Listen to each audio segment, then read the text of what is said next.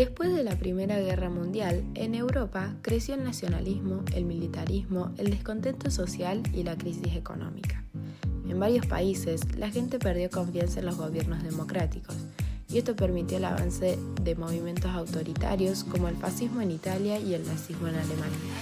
En Italia, el país era una monarquía parlamentaria encabezada por el rey Víctor Manuel III. Existían dos realidades muy distintas, un norte industrializado y moderno y un sur rural y pobre. Aunque Italia había ganado la guerra, muchos creían que no habían recibido suficientes beneficios territoriales, lo que se llamó la victoria mutilada. Al mismo tiempo, la economía estaba en crisis, había desempleo, inflación y mucho malestar social. Entre 1919 y 1920 ocurrió el Bienio Rojo, cuando obreros y campesinos ocuparon fábricas y tierras. Las clases altas, con miedo a una revolución como la rusa, comenzaron a apoyar a grupos nacionalistas. En ese contexto apareció Benito Mussolini, que creó los Fasci di Combattimento, grupos armados de excombatientes organizados para usar la violencia contra huelgas y opositores. Sus miembros, los Camisas Negras, protagonizaron ataques durante el Bienio Negro. En 1921, Mussolini fundó el Partido Fascista, que proponía un Estado fuerte, rechazaba la democracia y glorificaba al ejército. El momento clave llegó en 1922, con la marcha sobre Roma, cuando miles de camisas negras presionaron al gobierno. Ante esta movilización fascista, el rey Víctor Manuel III, que sabía que el ejército respaldaba a Mussolini, se inclinó por negociar y le encargó a él que formara un nuevo gobierno, y Mussolini creó un gobierno de coalición, en el cual él ejercía los cargos de primer ministro y de ministro de Interior y de Asuntos Extranjeros. Una vez en el poder, Mussolini transformó la democracia en una dictadura. Prohibió partidos, censuró la prensa, persiguió opositores y se proclamó Duce. Además, estableció un régimen de partido único, prescribiendo a las demás fuerzas políticas. También aplicó el corporativismo, donde el Estado controlaba a trabajadores y empresas. Y por último, en 1929 firmó el Tratado de Letrán con la Iglesia para reforzar su apoyo. Por otro lado, tenemos a Alemania, un país que atravesó una de las etapas más críticas de su historia luego de la Primera Guerra Mundial. La economía estaba colapsada, el desempleo era masivo y la violencia se volvió parte de la vida diaria. El antiguo líder del país, el emperador, huyó y en su lugar nació un nuevo gobierno.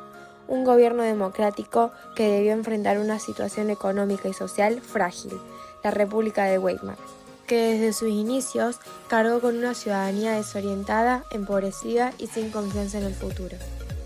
En 1919, Alemania fue obligada a firmar el Tratado de Versalles, un acuerdo que redujo su territorio, eliminó su capacidad militar y la obligó a pagar enormes indemnizaciones. De ahí se debilitó aún más el poder. En medio del descontento, surgió un pequeño grupo político llamado el Partido Obrero Alemán. Adolf Hitler, uno de sus integrantes, destacó por su oratoria y su capacidad para captar la frustración social. Bajo su liderazgo, el partido se transformó en el Partido Nazi. Su programa político combinaba el rechazo al Tratado de Versalles, el nacionalismo extremo, las ideas autoritarias y una visión excluyente a la identidad alemana, a quienes los consideraban indeseables. Hitler presentó estas propuestas con seguridad, logrando atraer a todos aquellos que buscaban respuestas claras en tiempos de incertidumbre. En 1923, Alemania atravesó una crisis inflacionaria, lo que logró una inestabilidad terrible en la economía. En ese momento Hitler intentó un golpe de Estado, pero fracasó y fue encarcelado. Durante su tiempo en prisión, comprendió que el camino para llegar al poder no era la violencia, sino la participación electoral. En 1929, la crisis económica mundial afectó mucho a Alemania. El desempleo aumentó, al igual que las tensiones sociales. El gobierno de Weimar no logró ofrecer soluciones y la desconfianza de la democracia se profundizó. En ese momento, Hitler presentó su figura como líder capaz de recuperar el orden y la grandeza nacional. En pocos años, el partido nazi se convirtió en una de las fuerzas políticas más influyentes del país, y en 1933 Hitler fue nombrado canciller, y de ahí estableció una dictadura. En fin, el nazismo y el fascismo fueron movimientos autoritarios que usaron violencia y propaganda para controlar a la sociedad.